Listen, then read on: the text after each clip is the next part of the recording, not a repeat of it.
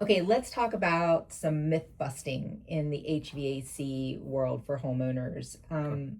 One of the things that we were going to talk about was um, duct cleaning. Yeah. People call about that all the time, and it's not a service we provide. So, we always have, we recommend somebody else whenever that comes up. Yeah, duct cleaning is one of those things, depending on who the homeowners talk to or who's been servicing their system over the years, they will say, oh, if I'm getting my system replaced, I ought to get my ducts cleaned. And I smile because I think it's funny, somebody who believes in that or thinks that that's true is trying to sell them on that concept. I I have my own feelings about duct cleaning. If I did the white glove test and wiped my finger on your ductwork inside your ductwork, you'd be, oh my gosh, I'm breathing that air. Well, guess what? There's 100 other places in your home that we could do that same test, and I can shame you or shock you or whatever. I would tell people that as a general rule, if you cleaned your ductwork tomorrow and we came back in a year, guess what? Same system. And I would never advocate to somebody to clean their ductwork on an annual basis. So my thoughts on duct cleaning are a couple. If nothing bad has happened, like somebody let a system operate without a filter for a year and a half or 2 years, or had pets and didn't have a filter or something, duct cleaning is probably a waste of time. Unless, again, you know of something that happened that caused your duct to get extremely dirty. Uh, if Would it be something that could be fixed with an air purifier or an indoor air quality product or something like that? Yeah, that's where, if you have some odors or something that's got you concerned, some of these indoor air quality products are much better at solving the problem long term. A lot of these indoor air quality products will take very, very small particles, and including viruses and dust mites and things that allergens that can truly hurt you. They will cause these particles to combine into larger particles that get caught in your filter, and they can kill them. Killing things that are live is, I think, very, very effective. Uh, when you have dust and a little bit of dirt in your ductwork, again, it's going to be there soon thereafter. You'll never truly clean the ductwork. You might get a lot of it, you won't get all of it. So I don't like to use the word snake oil, but some of that concern people raise about duct cleaning is really just a scare tactic.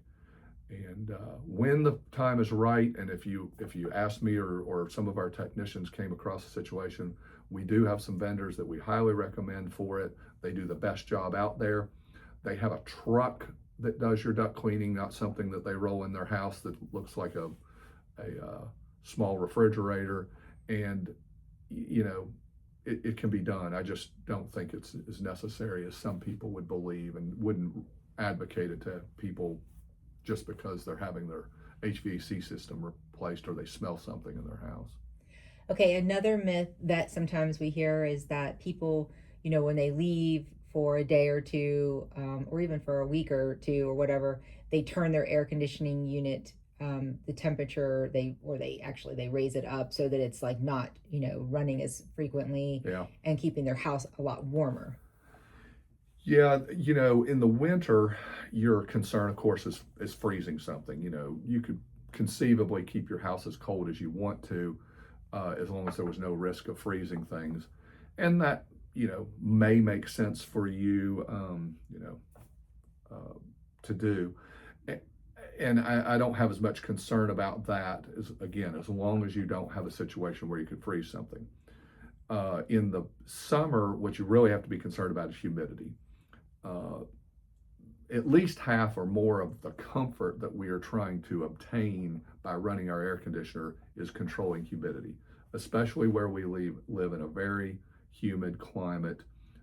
Typically, when it's warm, it's humid, and we need to control that humidity. The only way to do that is when your air conditioner is running.